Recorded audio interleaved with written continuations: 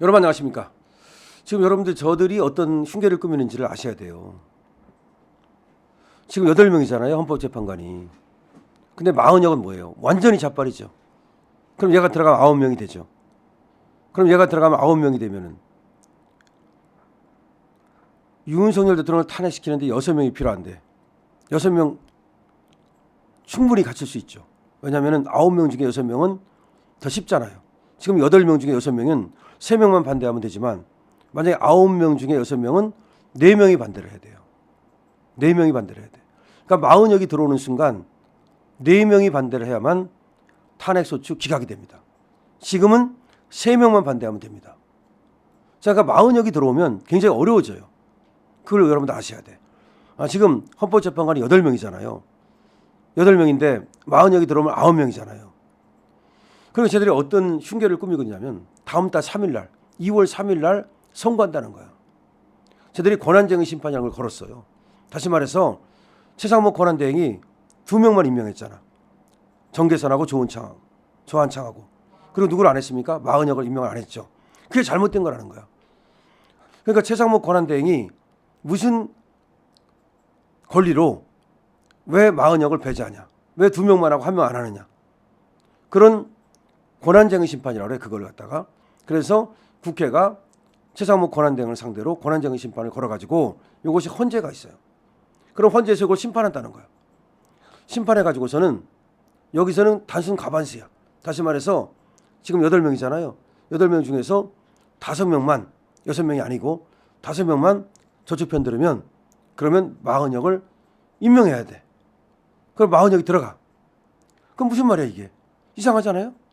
원래가 헌법재판관은 대통령이 임명한다고 돼 있어요.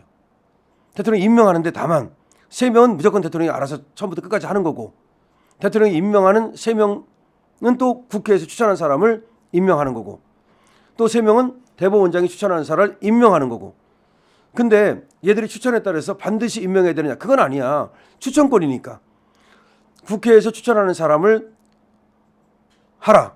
대법원장이 추천하는 사람을 하라는 거지 얘들이 흠이 있는데도 불구하고 무조건 하라는 건 아니야. 그러니까 이 사람은 문제가 있으니까 다른 사람을 해주시라고도 말할 수 있는 거예요 사실은.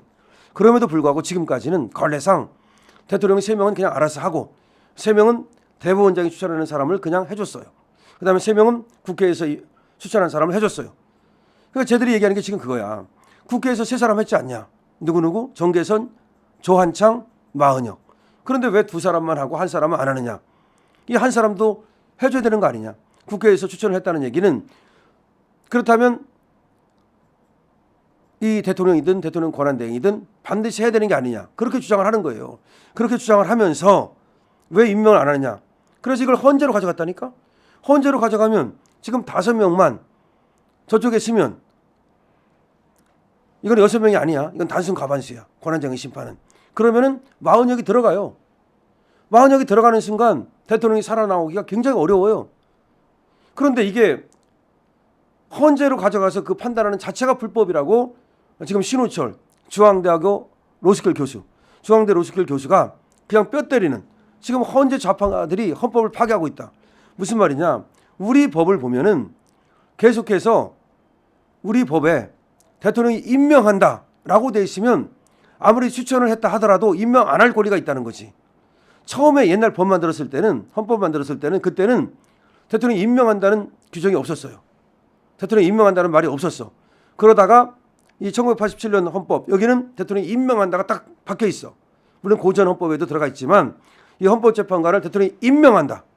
그럼 대통령이 추천이 들어와도 임명 안 할 수 있는 권리가 있는 거야. 근데 그 최상목이 안 할 수 있는 거야. 근데 그걸 왜 헌법재판소에서 판단하냐고. 말이 안 되는 거잖아. 각하시켜야 되는 거잖아. 근데 저놈들이 지금 좌파들이 문영배라든가 다 차지하고 있으니까 이것들이 임명 안 한 게 잘못이다. 최상목 너가 임명 안 한 것이 잘못이다. 그러면서 그냥 지들이 임명을 하는 거야. 그러면. 그럼 헌법재판소에서 이 누구를 임명하게 돼? 마흔역을 지들이 임명하는 이상한 결과를 가져오는 거지. 근데 이거를 이 신우철 교수가 어떻게 비교를 했냐면은 아주 멋져요. 신우철 교수가 이렇게 얘기했습니다. 자, 법을 봐라. 1948년 헌법하고 1960년 헌법, 62년 헌법 여기에는 대통령 임명권이 없었다. 48, 60, 62까지는 없었다. 그런데 72년부터 72년 헌법, 80년 헌법, 87년 헌법에는 헌법재판소 재판관은 대통령이 임명한다고 분명히 돼 있다. 그러니까 대통령이 임명해야 되는 거 아니냐. 이거하고 한번 비교를 해보자는 거지. 이렇게 헌법재판소 재판관은 대통령이 임명한다고 돼 있는데 중앙선거관리위원회 의원은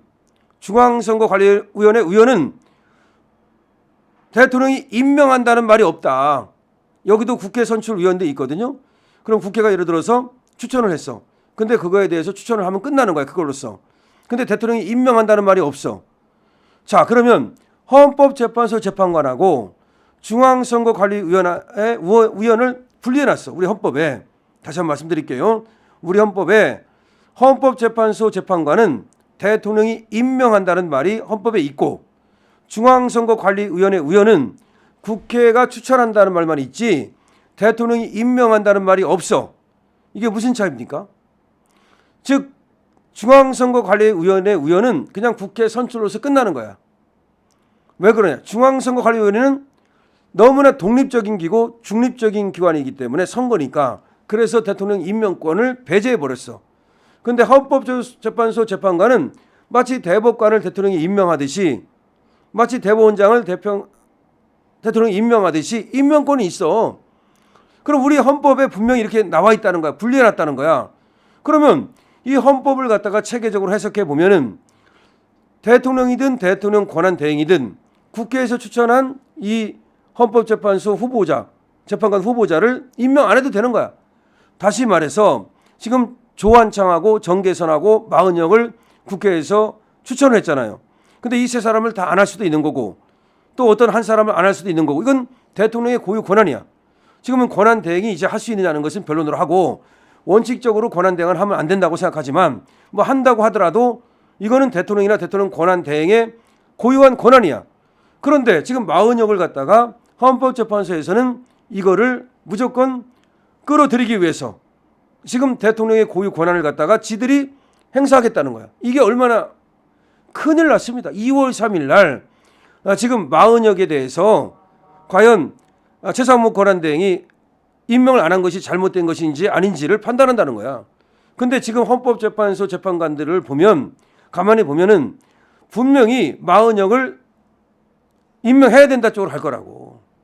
뻔해요. 5명만 있으면 된다니까. 그러면은 마은영이 들어간다고. 마은영이 들어가면 9명이 된다고.